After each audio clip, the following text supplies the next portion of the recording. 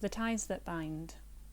While sorting through some old boxes that I'd still not unpacked since moving house last year, I found the dissertation that I wrote in my final year of university. It is about the sense of community that the residents of a small urban village feel. It caused me to think about what makes us feel connected and how this might relate to loneliness. I think the houseplant hobby can play a role in helping us with this. Like any good sociologist, I began by trying to define my terms and quickly gave up. I decided that, academically speaking, community is more of a concept than a term that can be defined. I note that it is widely agreed that it is essential to our well-being. The first example outlined is that community is one of the tools that we have to make sense of the world. Through our communities, we learn about the correct speech patterns and behaviours that we need to belong.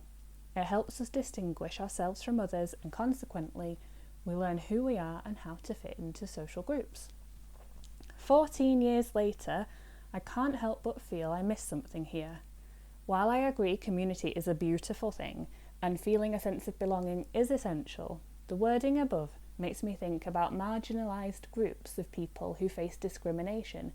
If somebody doesn't develop the right things, they can't be involved in a community. Or what if a person doesn't have the right tools to participate? That doesn't seem very tolerant or celebrating of diversity. It certainly doesn't feel inclusive. I am going somewhere here, I promise. And it always comes back to houseplants, of course. I talk about how a highly cohesive community where solidarity is strong provides access to resources and support that are based on a system of reciprocity and exchange. Well, no surprise there. You could have all told me that, right? Well, the interesting part for me is next. How does a community grow to become cohesive? According to what I wrote, the key is in frequent interaction with its members. A strong community is one we feel we can call on for help. I pay reference to the idea of strong and weak ties. Both are equally valuable to our feeling of belonging. For example, we would turn to our strong social ties for more personal or emotional support. Our strong ties know us best and have the tools to really connect with us. However, our weak ties are just as valuable. They make us feel connected.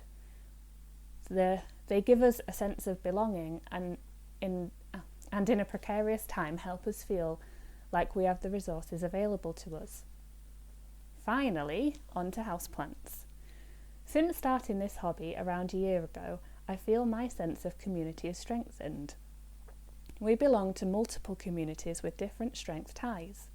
Houseplants have caused me to develop my strongest connections further, starting with my family. My siblings and I are having an avocado off. I'm not winning, but we frequently interact about this, sharing successes as well as playful squabbling. We exchange plants between us, visit garden centres together, and rejoice in our plant progress, or did before COVID-19. Next up, my friendship circle, which is very small. For my friend's birthday in February, I divided up a peace lily that I already had, bought a new pot from Emmaus, and found a ribbon to tie around it. She was delighted, and so was I.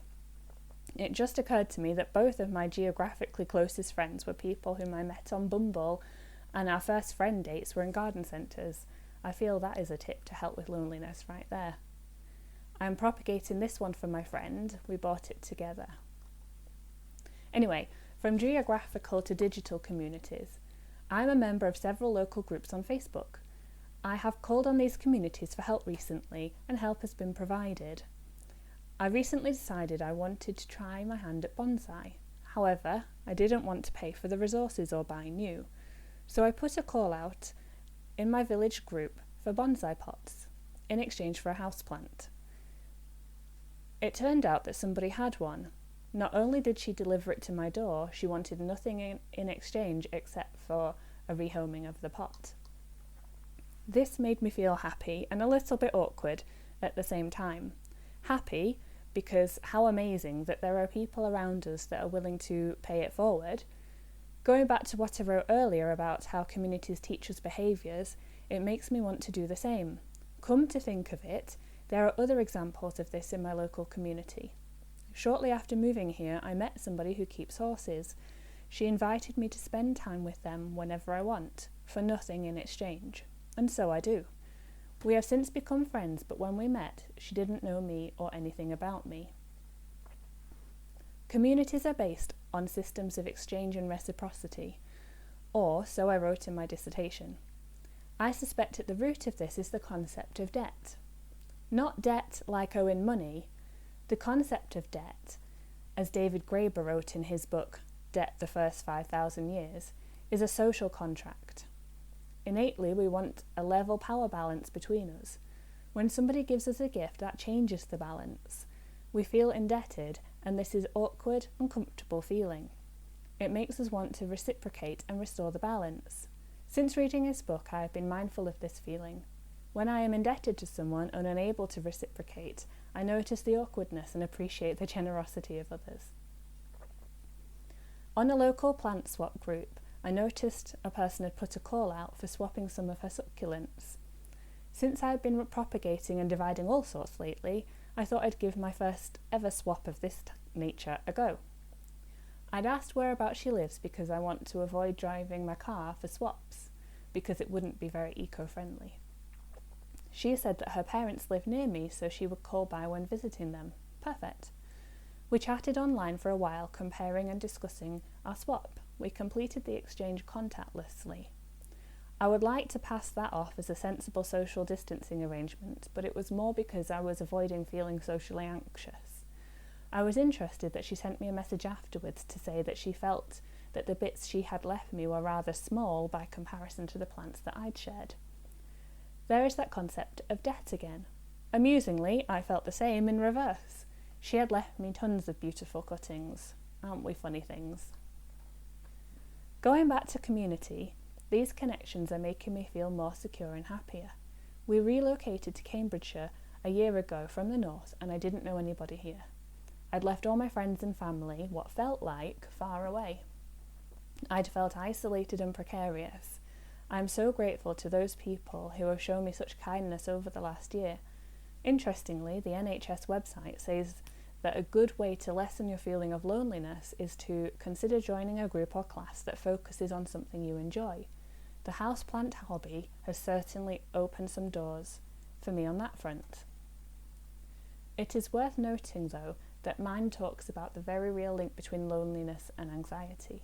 For many of us, anxiety is a huge barrier that prevents us from taking the steps to connect. For me, I find that using social media rather than face-to-face has been a way of dipping my toe in. Initially, it was still a bit scary, but I took a leap of faith and now I'm feeling quite empowered by it. Having said that, I still haven't posted publicly in the plant exchange group.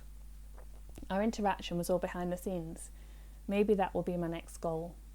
If you're feeling similar, perhaps start by joining some online groups and lurking. You'll get to learn the community behaviours and perhaps in time you can challenge yourself by taking it a bit further. On a final note, on the NHS website, it says that another way of tackling feelings of loneliness might be to consider visiting places where you can just be around other people. It just so happens, while experimenting with Adobe InDesign, I put together an article about finding houseplants on a budget. You'll see that it suggests frequent visits to local places.